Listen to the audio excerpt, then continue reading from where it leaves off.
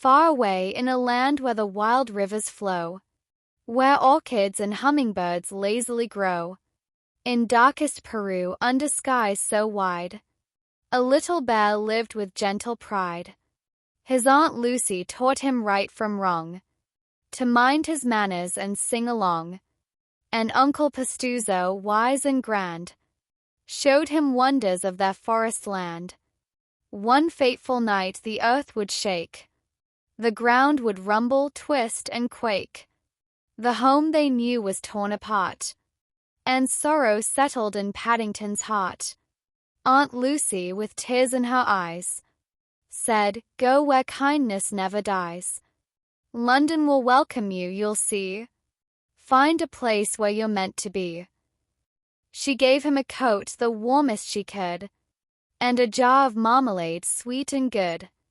She kissed his head, though her smile was thin, and whispered, "This is where your story begins." With a suitcase packed and a red hat neat, he boarded a boat and crossed the fleet. Through storms that rattled, waves that roared, he dreamed of marmalade safely stored. He watched the stars from the ship's high deck, imagining London just beyond the next speck. Days turned to weeks, the journey was long, but hope was steady and his heart was strong. At last he reached the bustling town, with cars that rushed and rain that poured down. The people hurried, the streets were loud, and Paddington felt lost in the crowd. Still, he stood at the station with a hopeful air, a small cardboard sign reading, "Please look after this bear." Then came the Browns, a family dear, who saw the bear and drew him near. Mrs. Brown's smile was soft and wide. Mr. Brown sighed, but let him inside. Judy and Jonathan, curious too, soon loved the bear and all he'd do. From burnt toast breakfasts to bedtime tales, from train rides home to chasing snails. Yet not all welcomed the stranger's face. Some frowned at bears in the human race, and hidden high in the city's halls, a taxidermist watched from her walls. Millicent Clyde, with eyes so cold, had plans for Paddington, fierce and bold. She sought rare creatures to proudly keep, but Paddington's dreams were not hers to reap. Through mishaps, messes, and sticky scenes, from flooded baths to laundry machines, Paddington tried his very best to be polite, to pass the test. He wrote Aunt Lucy of all he found, the smell of rain, the London sound. And still he searched for the explorer's name, to prove his story, to clear his claim. But danger came, as villains do, and Millicent's plan at last broke through.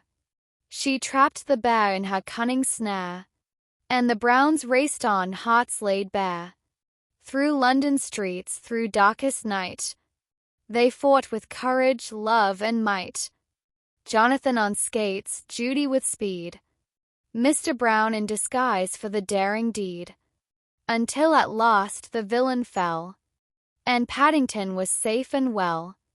No longer just a guest to stay, but part of the family, come what may. In Windsor Gardens the bear found cheer, with marmalade sandwiches always near. Now Paddington knows, and so should you, that kindness is the truest glue. From darkest Peru to the London rain, love finds a way again and again. So if you meet someone lost, alone, offer them tea, make them feel at home, for strangers can turn with a gentle hand into friends you'll cherish across the land.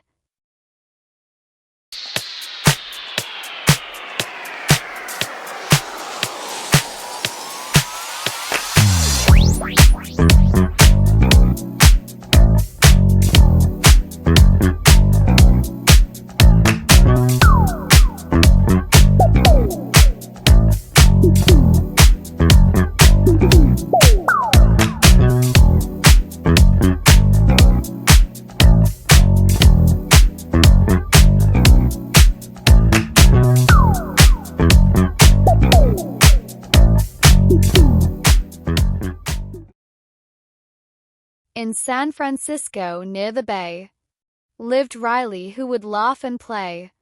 But deep inside her mind you'd find a glowing, bustling, brilliant kind of place where feelings all took part, each guiding Riley's tender heart.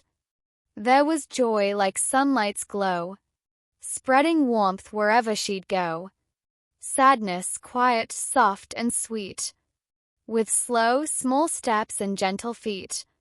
Fear, who kept an anxious eye, watching clouds pass through the sky. Disgust, with flair, a fashion queen, protecting Riley from things unclean. Anger, fiery, short, and loud, who'd stand his ground before a crowd. They kept her island strong and bright, friendship, family, and pure delight. But then one day the world would change. Her life would feel both new and strange. From Minnesota's open skies to city streets where buildings rise, a move that left her feeling small. Her smile began to fade and fall. Inside her mind a mix began. Sadness touched the joy she ran. They tumbled, stumbled, side by side, out of headquarters swept by the tide. Fear, disgust, and anger stayed, but without joy the colors swayed. Riley's laughter grew less bright. Her islands cracked, then fell from sight. Through memory's holes so vast and deep, past facts that drift and dreams that sleep. Joy led sadness through twisting lands, while holding hope in her bright hands. They met Bing Bong, pink, sweet, and kind, a friend long lost in Riley's mind. He sang of rockets, candy skies, and kept the dream before their eyes. But time ran out, the ground gave way. More islands crumbled day by day. In the memory dump, Joy cried at last, seeing golden scenes from Riley's past. A memory blue, yet somehow sweet, where comfort made her pain retreat.